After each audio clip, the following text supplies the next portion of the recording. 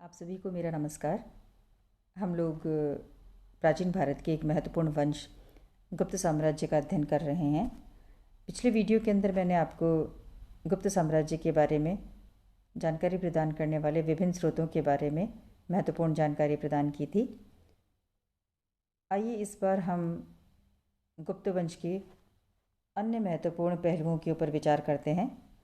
सबसे पहले तो हम देखते हैं कि गुप्त वंश का उद्भव कहाँ से हुआ था, यानी कि गुप्तों का मूल स्थान कौन सा था।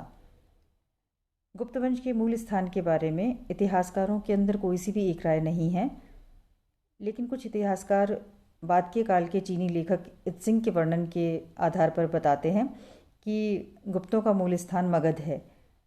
लेकिन ज़्यादातर जो इतिहासकार हैं वो कतिपय उपलब्ध प्रमाणों के आधार पर प्रयाग साकेत क्षेत्र को, यानी कि अवध के क्षेत्र है, उसको गुप्तों का मूल स्थान मानते हैं। अगला जो प्रश्न उठता है वो गुप्त वंश की जाति को लेकर उठता है कि गुप्त वंश के शासकों की जाति क्या थी। गुप्त सम्राटों की जाति पर भी विद्वानों के अंदर बहुत ही मतभेद है, क्योंकि गुप्त उनकी जाति नहीं होकर उनकी उपाधि प्रतीत होती है। कुछ विद्वान गुप्त शासकों को ब्राह्मण वंश का मानते हैं, जबकि कई विद्वान हैं वो गुप्तों को वैश्य, क्षत्रिय या जाट होने की संभावना भी व्यक्त करते हैं। लेकिन यहाँ हम देखते हैं कि ये इतना विवादास्पद प्रश्न है कि इसके बारे में कोई भी अंतिम जो राय है नहीं दी जा सकती जब तक कि कोई सुदृढ़ प्रमाण है वो नहीं मिल जाता। आगे हम देखते हैं कि इसके जो प्रारंभिक शासक कौन कौन से थे। गुप्त वंश का संस्थापक श्रीगुप्त को माना जाता है, जिसका काल है वो 275 ईस्वी से लेकर 300 ईस्वी तक के बीच का माना जाता है। जो अभिलेख प्राप्त होते हैं उसके अंदर उसको महाराज की उपाधि दी गई है, इसलिए संभव है कि वो एक सीमित क्षेत्र का स्वतंत्र राजा था।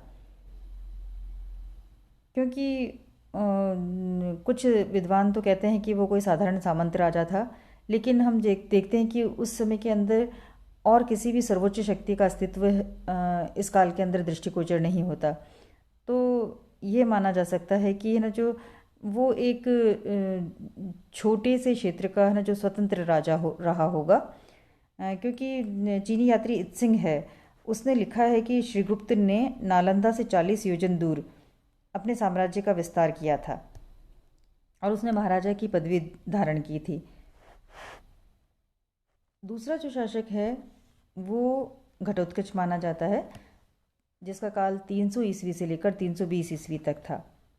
ये श्रीगुप्त का उत्तराधिकारी था। इसके काल की किसी भी घटना की जानकारी हमको नहीं मिलती है और इसकी उपाधि भी महाराज ही मिलती है, जिससे प्रतीत होता है कि उसके समय में गुप्त वंश की शक्ति और प्रतिष्ठा के अंदर कोई खास वृद्धि है वो नहीं हुई होगी। इसके बाद में जो अगला शासक आता है वो है चंद्रगुप्त प्रथम। अनेक इतिहासकार हैं वो चंद्रगुप्त प्रथम को ही गुप्त वंश का प्रथम स्वतंत्र शासक मानते हैं, क्योंकि सिंहासन पर बैठते ही उसने महाराजा अधिराज की उपाधि धारण की थी। जिन दिनों चंद्रगुप्त का उत्कर्ष प्रारंभ हुआ था उन दिनों मगध में कुषाणों का शासन था। तो कुषाण जो कि तो एक तरह से जो कह सकते हैं कि ये विदेशी शासन था। तो मगध की जो जनता थी वो इस विदेशी शासन को नष्ट करने के लिए आतुर थी और चंद्रगुप्त ने इस अवसर को हाथ से नहीं जाने दिया और उसने जो विदेशी शासन का अंत कर दिया और मगध का स्वतंत्र शासक बन गया। हालांकि पाटलिपुत्र पर उसका अधिकार नहीं हुआ था। चंद्रगुप्त प्रथम के जीवन की जो सबसे महत्वपूर्ण घटना है वो है लिच्छवियों के साथ उसका वैवाहिक संबंध।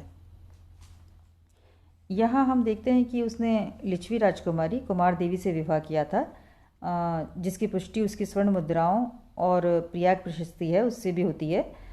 चंद्रगुप्त प्रथम की स्वर्ण मुद्राओं के मुख भाग पर राजा और रानी की मूर्तियाँ अंकित हैं और चंद्रगुप्त और कुमार देवी के नाम भी खुदे हुए हैं और उसके पृष्ठभाग पे, मतलब पिछले हिस्से में, सिंह के ऊपर बैठी देवी के नीचे लिच्छवीय लिखा हुआ है।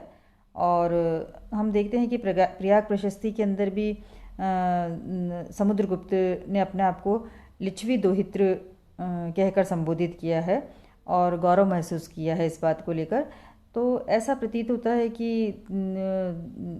उसने है ना जो एक तरह से ये विवाह है वो गुप्तों के लिए बहुत ही महत्वपूर्ण साबित हुआ था।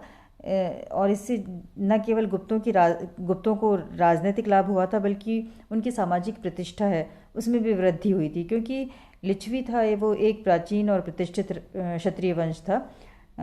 और गुप्त वंश था वो अभी नया नया ही वंश था।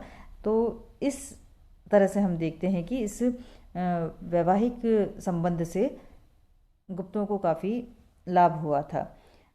एक और चीज़ इसके समय में हुई थी, वो था कि जो चंद्रगुप्त ने एक नया संवत चलाया था, जिसका प्रारंभ जनवरी 2020 में अर्थात उसके राज्याभिषेक के दिन से हुआ था, और इसको गुप्त संवत के नाम से जाना जाता है।